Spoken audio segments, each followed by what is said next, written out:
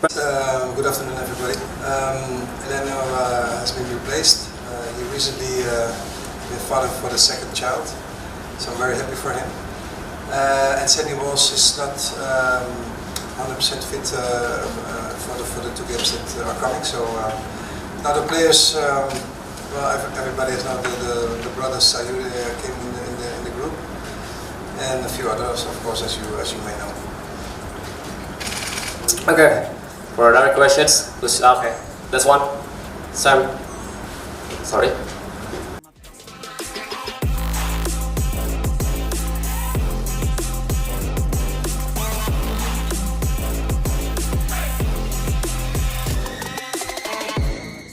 Diaspora kita makin lama, makin level tingginya, makin tinggi gitu levelnya. Dan dengan head coach yang level yang seperti ini, nanti dia juga yang akan melobi pemain-pemain diaspora yang selama ini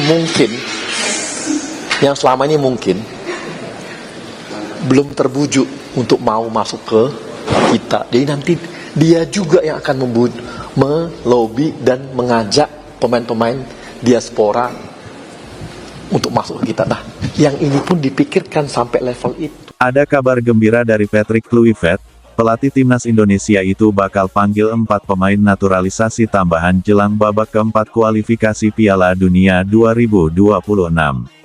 Pelatih timnas Indonesia Patrick Kluivert berpeluang besar memanggil tambahan 4 pemain naturalisasi jelang bergulirnya babak keempat kualifikasi Piala Dunia 2026 zona Asia.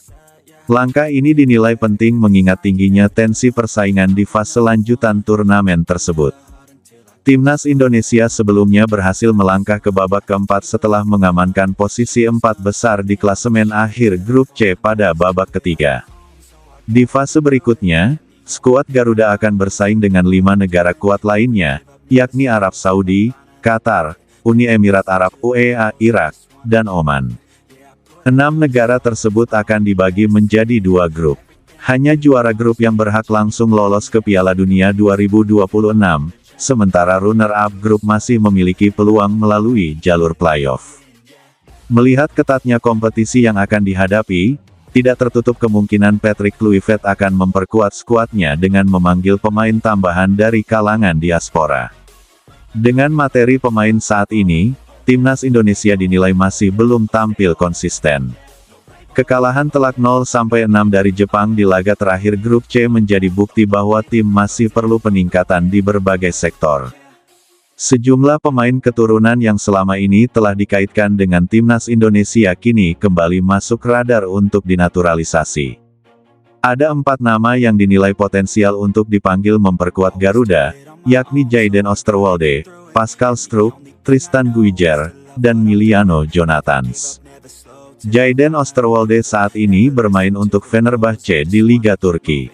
Bek berusia 23 tahun tersebut kabarnya telah bertemu langsung dengan asisten pelatih timnas Indonesia, Alex Pastur, pada Februari tahun 2025 lalu. Nama berikutnya adalah Pascal Struijk, bek andalan Leeds United di Championship Inggris. Ia sempat tertangkap kamera duduk satu tribun dengan Patrick Kluivert saat menyaksikan laga Leeds kontra Oxford United, yang memunculkan spekulasi kedekatannya dengan timnas Indonesia. Sementara itu, Tristan Guijer saat ini membela PEC Zwolle di Belanda dan menempati posisi fullback kanan. Kehadirannya di timnas bisa semakin mudah karena rekan setimnya, Eliano Reijenders, sudah lebih dulu menjadi bagian dari skuad Garuda. Miliano Jonathans yang kini memperkuat FC Utrecht juga masuk dalam daftar kandidat. Namanya makin hangat diperbincangkan setelah sang ayah terlihat berada di Indonesia pada Maret tahun 2025 lalu.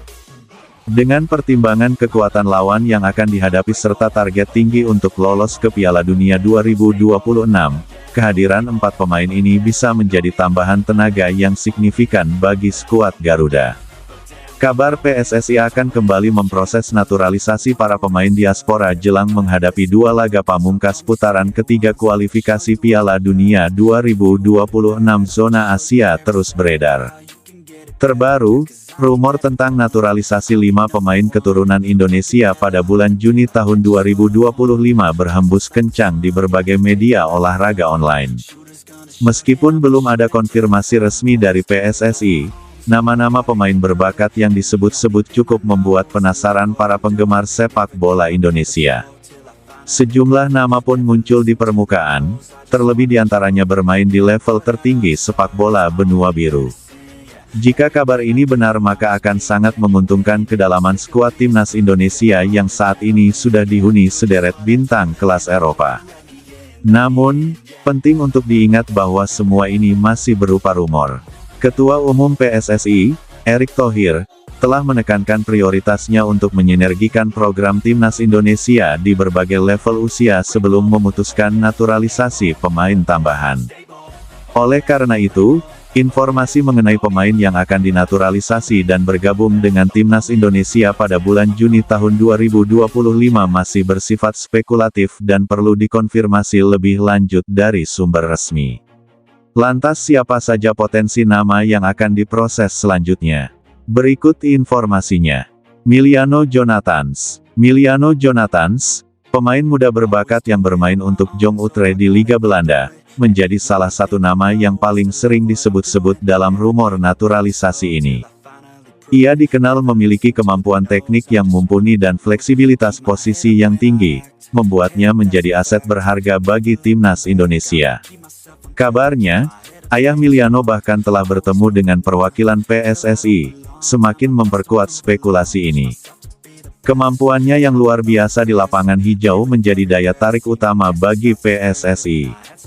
Jika benar dinaturalisasi, Miliano diprediksi akan menjadi pemain kunci di lini depan timnas Indonesia. Namun, proses naturalisasi masih panjang dan belum ada kepastian hingga saat ini. Pemain FC Utrecht tersebut masih dalam tahap pemantauan oleh PSSI, terlebih penampilannya di klub sejauh ini masih pasang surut. Prestasi Jonathans di lapangan akan menjadi penentu utama apakah ia benar-benar akan memperkuat skuad Garuda.